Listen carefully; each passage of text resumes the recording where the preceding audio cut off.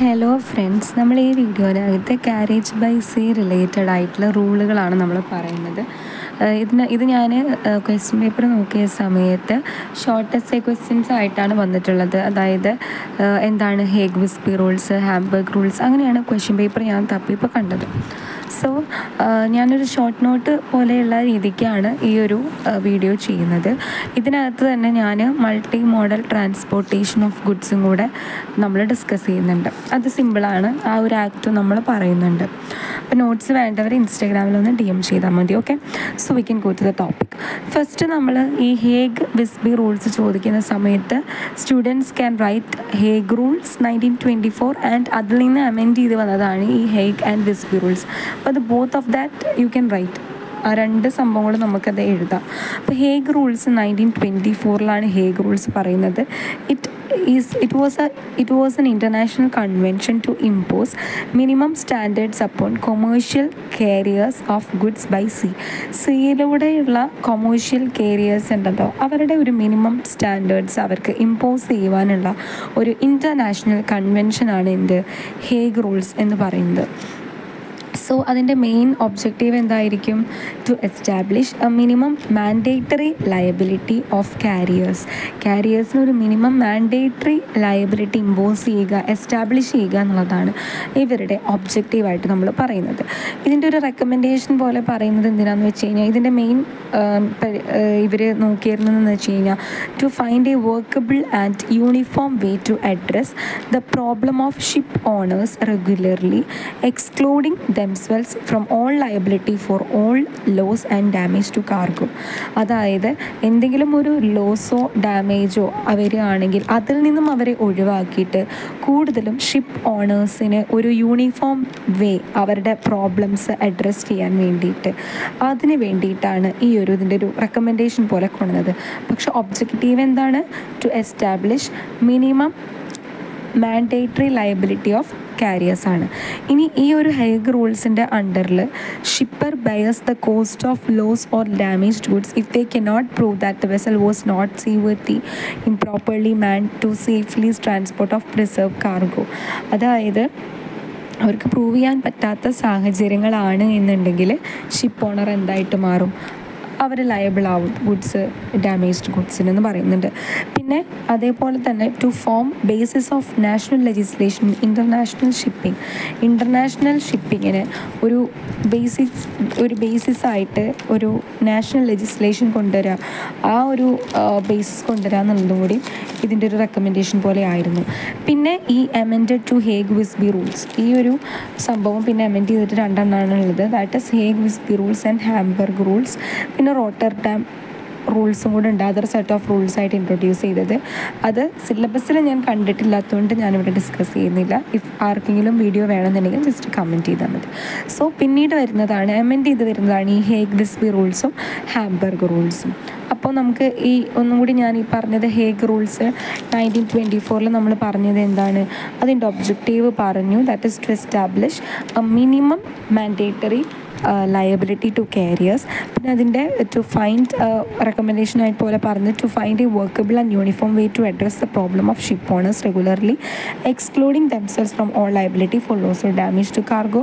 പിന്നെ ഷിപ്പറിന് cost of lost or damage goods വരും if they cannot prove the vessel was not seaworthy അല്ലെങ്കിൽ improperly manned എന്ന് പറയാൻ പറ്റിയില്ലെങ്കിൽ. പിന്നെ it was to form basis of national legislation in international shipping. And finally അതിൻ്റെ അമെൻമെൻ്റ് ആയിട്ട് വന്നതാണ് Hague Visby rules and Hamburg rules and also some set of rules introduced in Rotterdam rules also. Hague Visby റൂൾസിൽ പറയുന്നത് എന്താണെന്ന് വെച്ച് കഴിഞ്ഞാൽ it was an updated version of Hague rules. Many countries decline to adopt this and state to Hague rules. അതായത് കുറേ countries ഈ ഒരു Hague rules വേണ്ടാന്ന് വെച്ചിട്ട് ഹേഗ് വിസ്ബി റൂൾസ് വേണ്ടാന്ന് വെച്ചിട്ട് അവർ ഹേഗ് റൂൾസിൽ തന്നെ സ്റ്റിക്ക് ഓൺ ചെയ്തിട്ടുള്ള കൺട്രീസ് ഉണ്ടായിരുന്നു. It requires a ship to be seaworthy only at the beginning of the voyage. ഇവർ പറയുന്നത് ഒരു ഷിപ്പ് സീവർത്തി ആവേണ്ടത് വോയേജിൻ്റെ തുടക്കത്തിൽ before and beginning of the voyage മാത്രമാണ്. അതായത് അറ്റ് ദി എൻഡ് വരെ ഷിപ്പ് സീവർത്തി ആവണം ചെയ്യണമെന്നില്ല എന്നുള്ള പോലെയാണ് ഈ ഒരു റൂള് പറയുന്നത്.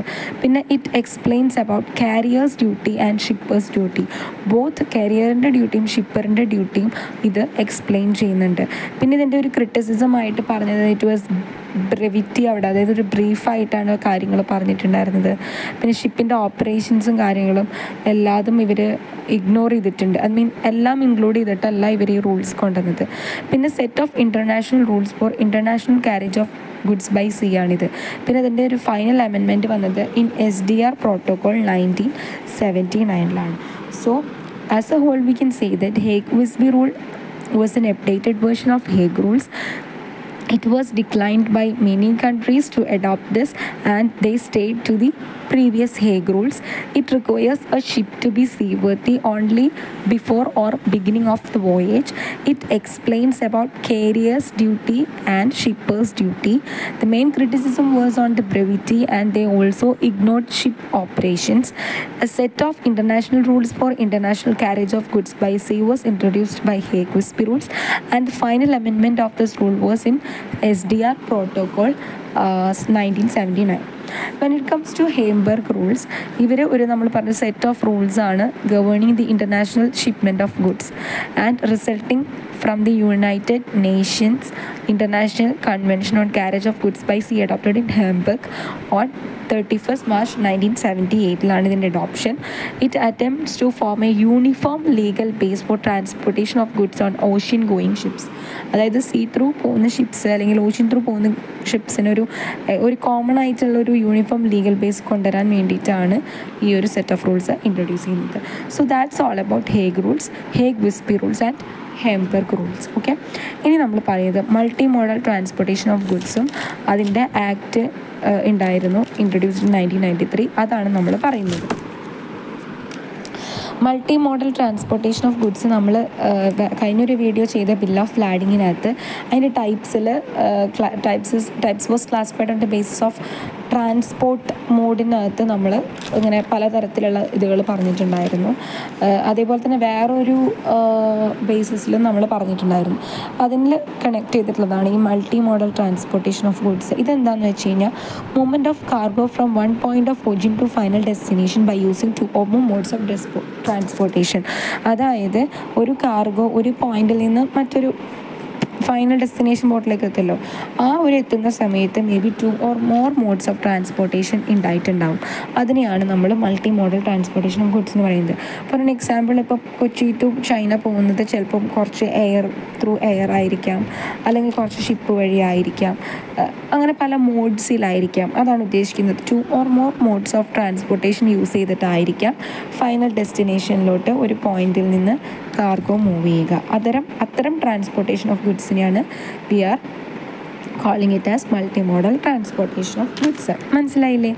The transportation of cargo from premises of shipper to those of consignee by more than one mode of transportation under a single contract ആയിരിക്കും. ആ സിംഗിൾ കോൺട്രാക്റ്റിനെ നമ്മൾ സിംഗിൾ മൾട്ടിമോഡൽ കോൺട്രാക്റ്റ് എന്നാണ് നമ്മൾ വിളിക്കുന്നത്.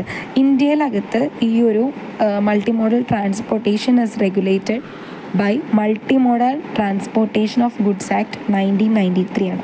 ഇനി ഈ ആക്ടിനെ പറ്റിയിട്ടാണ് നമ്മൾ പറയുന്നത്. ഈ ആക്ട് എന്തിനാണെന്ന് വെച്ച് കഴിഞ്ഞാൽ to facilitate exporters and give them a sense of security in transporting their goods transport ചെയ്യുന്ന സമയത്ത് ട്രാൻസ്പോർട്ട് ചെയ്യുന്ന കാര്യത്തിൽ ഒരു സെക്യൂരിറ്റി അവർക്ക് കൊടുക്കാൻ, അതേപോലെ തന്നെ എക്സ്പോർട്ടേഴ്സിനെ ഫെസിലിറ്റേറ്റും ചെയ്യാൻ വേണ്ടിയിട്ടാണ് ഈ ഒരു ആക്ട് കൊണ്ടുവന്നിട്ടുള്ളത്.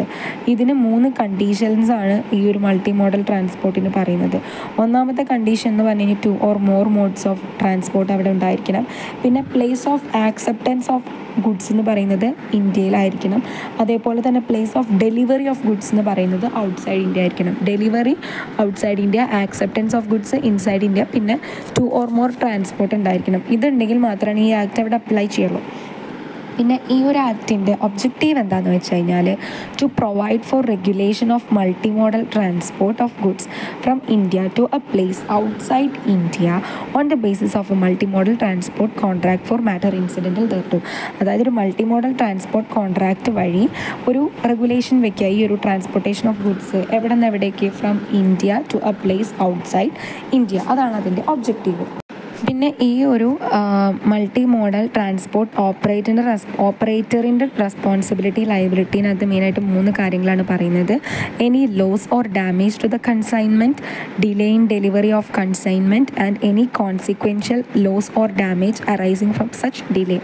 അതായത് എന്തെങ്കിലും ഒരു ലോസ് പറ്റുക കൺസൈൻമെൻറ്റിന്, പിന്നെ അതേപോലെ തന്നെ കൺസൈൻമെൻറ്റിൻ്റെ ഡെലിവറിക്ക് എന്തെങ്കിലും ഒരു ഡിലേ വരിക, ആ ഒരു ഡെലിവറീൻ്റെ ഡിലേ കാരണം കൊണ്ട് എന്തെങ്കിലും കോൺസിക്വൻഷ്യൽ ലോസ് ഓർ ഡാമേജ് ഒക്കെ വരികയാണെന്നുണ്ടെങ്കിൽ അത്തരം ഇതിൽ ലയബിലിറ്റി മൾട്ടി മോഡൽ ട്രാൻസ്പോർട്ട് ഓപ്പറേറ്റർക്ക് അറൈസ് ചെയ്യുന്നു പറയുന്നുണ്ട്. സോ നമ്മൾ ഈ ഒരു വീഡിയോനകത്ത് പറഞ്ഞത് എന്തൊക്കെയാണെന്ന് വെച്ച് കഴിഞ്ഞാൽ Hague rules, Hague and Visby rules, Hamburg rules, പിന്നെ മൾട്ടി മോഡൽ ട്രാൻസ്പോർട്ടേഷൻ, അതിൻ്റെ ആക്ട് 1993 കാര്യങ്ങളെന്നാണ് പറഞ്ഞു. So I hope you got an idea about this topic. So please do share, like and subscribe my channel. Thank you.